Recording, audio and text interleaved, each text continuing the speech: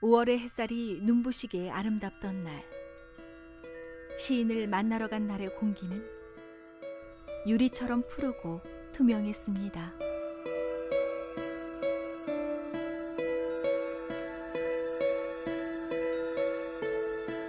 철학자이자 시인으로 살아온 날들의 흔적들이 가득한 집에서 오늘도 빛바랜 고서로 하루를 열고 있는 시인을 만났습니다.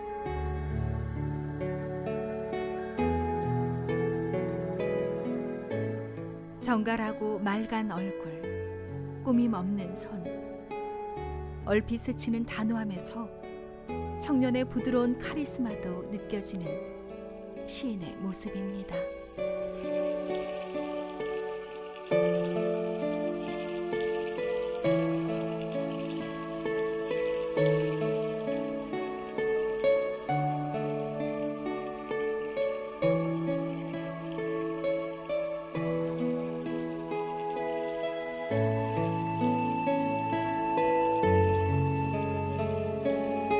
학자로 그리고 시인으로 살아온 날들을 증명하듯 책장 가득 빼곡히 들어차다 못해 무심한 듯 쌓여있는 책에서 나는 오래된 책 냄새에 아날로그적 감성을 자극하는 무언가가 있습니다. 가슴은 뜨겁고 머리는 차갑게 살아온 송한범 시인의 한평생이 앉아있는 서재에는 오늘도 쉼없이 이야기가 흐르는 듯합니다. 이제 학교 한 30년 근무하다가 이제 퇴임하고서 지금 집에서 공부하고 있고, 그리고 제가 이제 몇 년을 더 살런지 모르겠지만은 사는 동안 우리 제자들한테 3권 이 책을 꼭 낸다고 약속을 했습니다. 그래서 그 책 내는 작업 좀 준비를 하고 있습니다. 일단 저는 철학교로 살다 보니까 시집을 낸들 그것이 업적에 평가가 안 되잖아요. 일단은 저는 그래서 지금도 아마추어라고 생각하고 있지 프로라는 생각은 한 번도 없어요.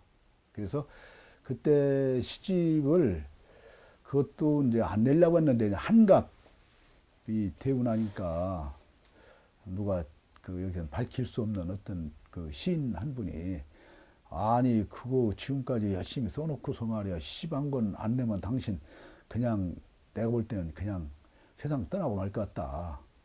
아이 그 작품들 괜찮은데 그걸 묶어서 내면 어떻겠느냐. 그래서 그 추려서 그게 시집이 나온 거예요. 그러니까 제가 스스로 내려고 했던 건 아니에요. 아마 주변 사람들이 그런 강권이 없었더라고 한다면은 아마 또 이게 최원구 교수님 그 양반 너 시집 내라 만날 때마다 그래서 나온 거지 제가 자발적으로 시집 내고 싶은 생각은 없었어요. 한 번도. 그렇죠. 물론 이제 철학과 시가 같은 점은 존재의 근원 문제를 갖고 실험하고 있다는 거 하는 거.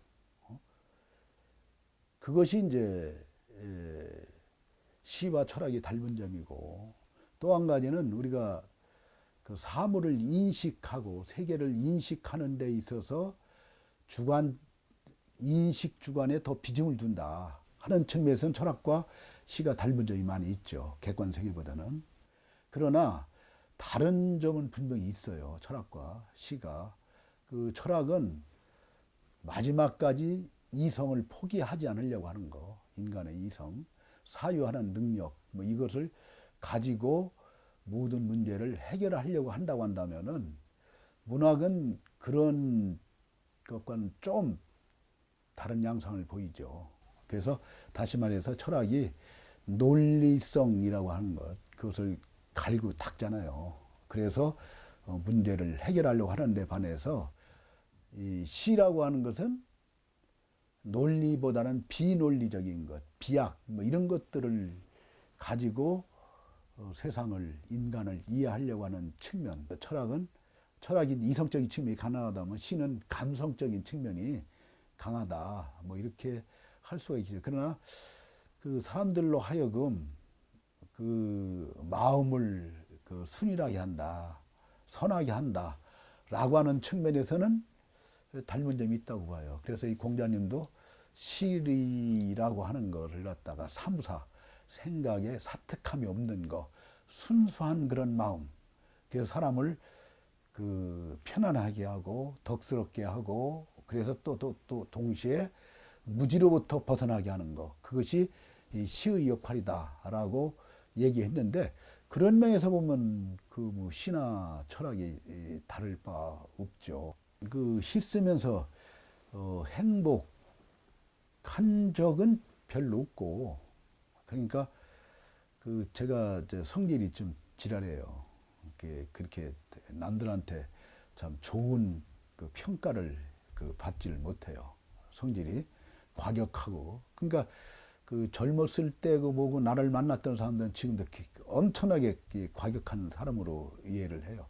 그래서 그 시를 통해서 그 나를 순화시키는 그러한 그 격정을 갖다가 좀 이렇게 가라앉게 하는 그런 일을 시가 했다고 하면 했고, 그리고 제 그 안식구 지금 뭐 한남대학 식양과 이제 교수 지내고 있는데, 그때 연애하는 동안에 그 우리 안식구를 좀 속될 말로 꼬시는 방법으로서 열심히 그 시를 썼고, 또 그 안식구가 참 시 좋다, 그때의 흐뭇함 뭐 이런 것들, 지금도 그 안식구를 생각하면은 그런 시들 생각나요. 근데 우리 안식구가 지적하듯이 시가 너무 좀 격정적이다, 과격하다, 너무 사회 의식이 강하다, 사랑이 부족하다, 뭐 이런 지적을 좀 많이 하고 있어요. 뭐 그것이 아마 시 쓰는 보람이라고도 할 수 있겠죠. 시가 좀 그래요. 보면 우리 안식구도 그렇고, 왜 철학교사 그런가 시가 어렵냐. 저는 그런 철학과 시를 갖다가 어떻게 요새 융합이 대세인데, 융합시키려고 하는 그런 노력들, 그러니까 어떤 사회의식이 강하시면서도 거기에 철학성을 바탕으로 해야겠다는 거. 뭐 그러다 보니까 이것도 아닌 저것도 아닌, 그리고 흔히 이제 우리가 순수 시니, 참여시니 이렇게 나누는데, 근데 순수 시의 반열에도 들지 못하고, 또 참여시의 반열에도 들지 못하고, 어정쩡한 그런 상태의 그 시를 쓰고 있는 것 같아요. 근데 시는 좀 쉬워야 한다는 생각은 갖고 있어요. 근데 그러다 보니까 오늘날, 아이고, 뭐, 돌아서면 다 시인이고, 시집이고 하잖아요, 지금. 좋은 시는 가슴으로 들어와 머리를 움직이고, 좋은 철학은 머리로 들어와 마음을 움직인다고 합니다. 인간의 본성에 대한 깊은 통찰력으로 우리 안에 있는 영혼의 불씨를 끄집어내는 점이 한 몸처럼 닮아있는 시와 철학은 그의 시에서도 고스란히 묻어납니다. 그런 이유로 매일 일기처럼 써내려가는 그의 시는 시인의 하루를 다독이고 학자의 마음을 더욱 뜨겁게 만듭니다. 저는 사람이라는 게 어떤 존재냐. 아직도 뭐 철학자면서도 그거 갖고 고민하고 있어요. 인간은 어떤 존재냐. 인간답게 산다는 게 뭐냐. 그리고 또 동시에 이제 나이를 먹다 보니까 주변에 나이 먹은 사람들이 추태를 참 많이 부려요. 보면은 곱게 늙어가야 되는데 더럽게 늙는 사람들이 많이 있더라고, 보면은요. 더 갈수록. 그거 보니까 어떻게 하면 잘 늙을 수 있는가, 어떻게 하면 잘 죽을 수 있는가, 뭐 이런 이 철학적인 문제 갖고 고민을 해요. 그리고 오늘 우리 시대의 문제점이라는 게 어른이 없는 시대잖아요. 어른이 없는 시대. 그래서 제가 가장 고민하는 것이, 어른이라는 존재는 암과 그 실천이 하나가 된 삶을 사는 사람, 지행일치된 삶을 사는 사람이 참된 어른이다. 근데 그런 어른들이 없는 시대가 되다 보니까 우리 사회가 망가는 그런 사회가 되고 있지 않느냐. 그런 것 때문에 고민을 좀 많이 하고 있고, 그리고 시적인 순간이건 제가 이제 그 세월호 사건, 그것 때문에 시를 또 하나 썼어요. 그 가슴이 너무 아파갖고 쓴 게 있고, 그리고 이제 그 작년부터 벌어졌던 그 촛불 시위, 거기에 대한 그 촛불이라는 시도 쓰고 했어요. 그것 때문에. 저는 그 우리 사회가 너무 각박하다. 사랑이 부족하다. 용서가 없는 그 사회가 되고 있는 것 같아요. 나이 먹다 보니까 이제 어떻게 철이 들어서 그런 거는 몰라도 그런 생각을 갖게 되더라고요. 그래서 이 진정코 시인들이라고 하는 존재는 사람들로 하여금 서로 사랑하고 용서할 수 있는 그런 분위기를 만드는데 일조를 해줄 필요가 있지 않느냐. 그리고 동시에 너무 요새 이기적이고 물질적인 삶만을 추구하잖아요. 뭐 이건 사람다운 삶은 아닌 것 같더라고요. 그래서 이런 그 땅적인 삶에서 하늘적인 삶으로 올라설 수 있도록 도움을 주는 것이 참된 시인의 역할이 아니겠는가 하는 생각을 좀 하고 있습니다. 이것도 제 개인적인 생각입니다. 이게. 예. 이웃의 정이 단절된 곳으로 표현되기도 하는 도시의 아파트에서 송한범 시인은 문학으로서 사람다운 삶, 사람 냄새 나는 삶을 공동의 가치로 만들어가고 있습니다. 문학과 예술을 사랑하는 순수한 마음들이 모여 소통하는 나눔의 공간. 진정한 행복은 도덕적 삶과 마음의 평화. 그것들을 물질이 아닌 본성 안에서 발견하는 것임을 너무도 잘 알고 있는 이들이 모여 시인과 함께 주위를 밝히고 있습니다. 그 아파트라고 하는 것이 도시화의 상징이고 세속화의 상징이잖아요. 그래서 사람들이 평가하는 기준이 뭐 20평짜리냐, 40평짜리냐, 70평짜리냐, 뭐 100평짜리냐 갖고서 그 기준을 삼잖아요. 또 이 아파트라고 하는 것이 우리 삶의 양식이라고 하는 것이 옛날만 하더라도 서로 열린 공간 속에서 함께 대화하고 살아가며 살아왔는데 지금은 안 그렇잖아요. 저도 뭐 앞집하고 지금 뭐 한 20년 뭐 가까이 있어도 잘 몰라요. 그냥 서로 고개만 까딱하는 정도로 끝나지 그 대화가 없어요. 이것이 이제 오늘 우리 이 시대의 이 도시화의 현실이잖아요. 그래서 그런 닫힌 공간, 온기가 없는 그런 공간을 열린 공간으로 그리고 대화와 생명이 있는 그런 공간으로 한번 만들어 보자 하는 것 갖고서 이렇게 이 아파트 문화 콘서트를 좀 만들었고 그리고 그래서 지금 한 36회 정도 진행을 하고 있어요. 그러니까 굉장히 좀 힘들어요. 이거 하다 보니까.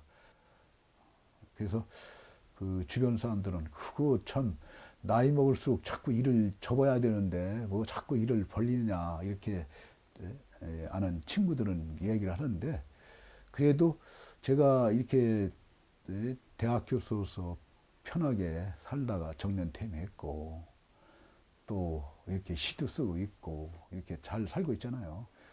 그것이 이제 내 복이라고는 생각하잖아요. 그것은 많은 사람들의 도움, 빛이라고 저는 생각을 해요. 그래서 제가 갖고 있는 재능이라는 게 뭐 그렇잖아요.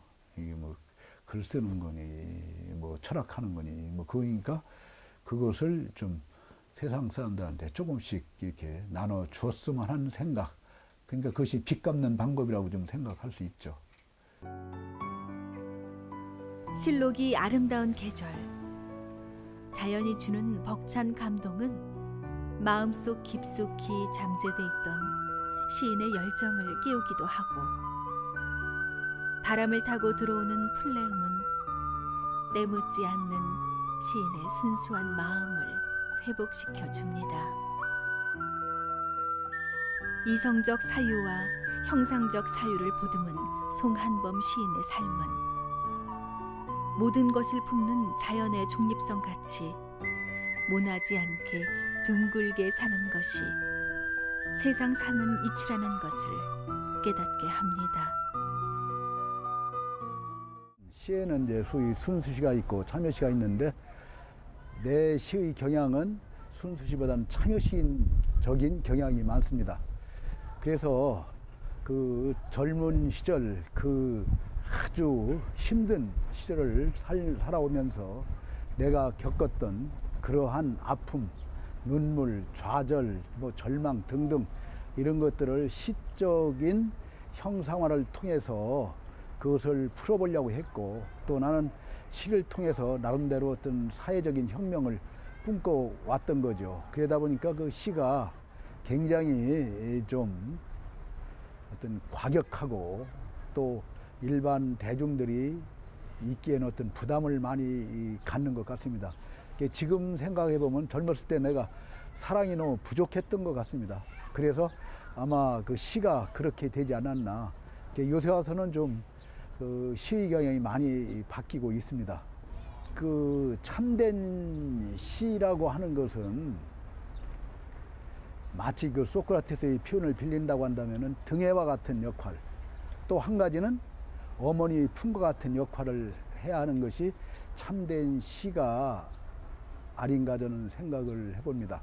그래서 예컨대 정말 힘들고 어려울 때 찾아가는 것이 우리가 어머니의 품인 것처럼 그런 시여야 하고, 또 동시에 아까 말씀드린 것처럼 등해와 같이 사람들을 깨어있게 하고 잠들지 못하게 하고, 그리고 끊임없이 자기를 성찰하고 반성하면서 인간다운 삶을 살 수 있도록 해주는 역할을 하는 것이 참된 시라고 생각을 합니다. 그래서 프란츠 카프카의 표현을 빈다면은 참된 시라고 하는 것은 한겨울 꽁꽁 얼은 강을 깨는 독해와 같은 그런 시여야 하고, 또 혹한을 훈훈하게 녹이는 화토풀 같은 그런 것이어야 한다고 저는 생각합니다. 그래서 내 시도 앞으로 그런 시가 되기를 진심으로 바라고 있습니다. 특히 나는 유교를 전공하는 사람이다 보니까 유교적 관점에서 본다고 한다면은 인간 존재의 근본 구조는 인과 지로 되어 있다고 그래요. 그래서 인이라고 하는 것은 사랑이고 지라고 하는 것은 지혜인데, 그 소위 철학은 지를 추구하는 학문이라고 한다면은 소위 시라고 하는 것은 인을 추구하는 것이 아닌가 그렇게 생각을 합니다.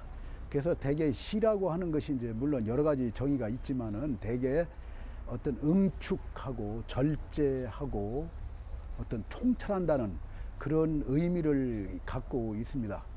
그래서 대개 이제 제가 철학을 하다 보니까 시를 통해서 영향받은 것이 많이 있다고 한다면은 바로 그런 너무 제가 말이 많은데 많은 말을 줄일 수 있는, 절제할 수 있는 그런 계기를 시를 통해서 얻었다고 할 수가 있고요. 그리고 대개 아까도 말씀드렸지만은 대개 이 철학이라고 하는 것이 엄격한 논리성을 추구하다 보니까 관념의 유의로 흘러갈 경우가 많이 있는데, 반면에 철학이라고 하는 건 생동감, 그 열정, 그런 실천력, 이것이 많이 있지 않습니까? 그래서 그런 것들을 접목시키다 보니까 내 삶이, 학자로의 삶이 연구실만 지키지 않고 밖으로 뛰어나가게 만들었고, 그렇게 해서 나름대로 우리 이 철학 분야에서는 일가를 이루었다고 합니다. 왜냐면은 제가 한국 철학회 회장도 했고, 한국 동양 철학을 대표하는 학회 회장도 했고, 또 주역학회 회장도 맡고 한 것도 바로 어떻게 보면 시의 덕이 아닌가 그런 생각을 합니다. 그래서 시를 통해서 끊임없이 동적인 삶을 살 수 있도록 해준 것이 바로 시가 아닌가 하는 생각을 합니다.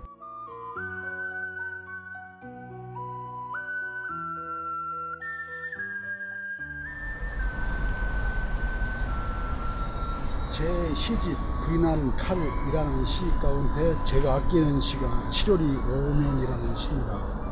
제 어머니가 일찍 세상을 떠났고, 그래서 그러한 한과 그리움이 아직까지도 남아 있습니다. 그래서 그것을 형상화한 것이 7월이 오면이라는 시입니다. 그래서 어떻게 보면 내가 시인으로서의 존재한다는 것도 어머니에 대한 그리움, 그런 한을 갖다가 이겨내기 위한 한 방법인지도 모르겠습니다.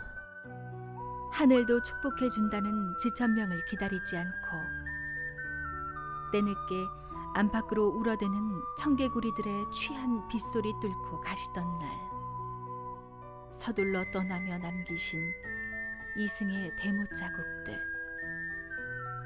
해마다 7월이면 덧나 피 흘리는가. 시인의 시는 어머니에 대한 절절한 사랑과 진한 그리움으로 마음을 울렸습니다.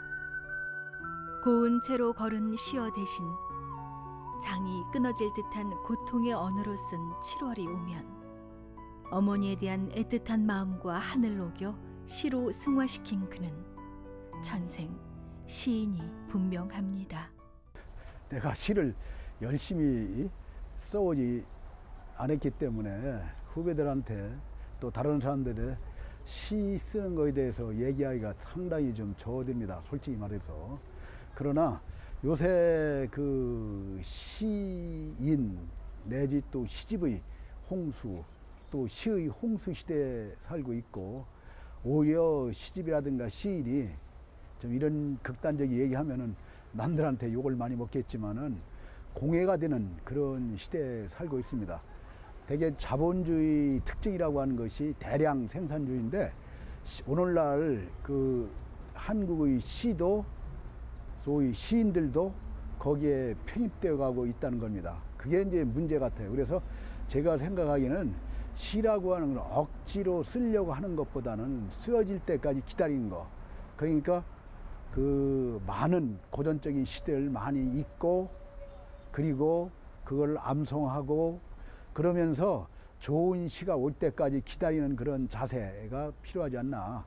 그리고 이제는 우리가 너무 쌓는 것도 중요하지만은 덜어내는 거, 비우는 이런 훈련도 할 때가 된 것 같습니다. 그래서 시를 통해서 정말 좋은 시를 쓰기 위해서는 오래 참고 기다리는 그런 훈련이 필요하다고 생각을 합니다.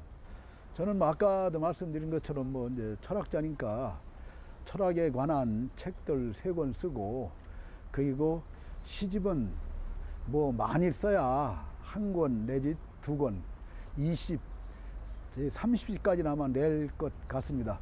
그래서 요새 그 어떤 시인이 그러더군요. 시인 대접을 받으려면은 최소한도 시집 3권은 있어야 한다라고 하니까, 그래도 어차피 시인의 삶을 일정 부분 살아왔기 때문에 시집 앞으로 2권은 더 내야 할 것 같습니다. 시인의 격정적인 시들은 숱한 청춘들의 마음을 흔들었고, 지구의 안녕을 위해 운전을 하지 않는 소박한 철학자의 삶은 우리의 삶이 간소하고 검소해야 한다는 것을 깨닫게 했습니다. 어느 시 한 편 쉽게 쓴 적 없고, 어떤 철학적 사유도 멋으로 한 적이 없는 송한범 시인. 대쪽 같은 성격 안에 목화솜 같은 부드러움으로 섬세하게 세상을 바라보는 시인의 눈. 그 속에서 탄생한 정형화되지 않은 그의 시는 때로는 등짝을 후려치는 매운 손으로, 때로는 투박한 질그릇의 정감으로 세상을 위로하고 있습니다.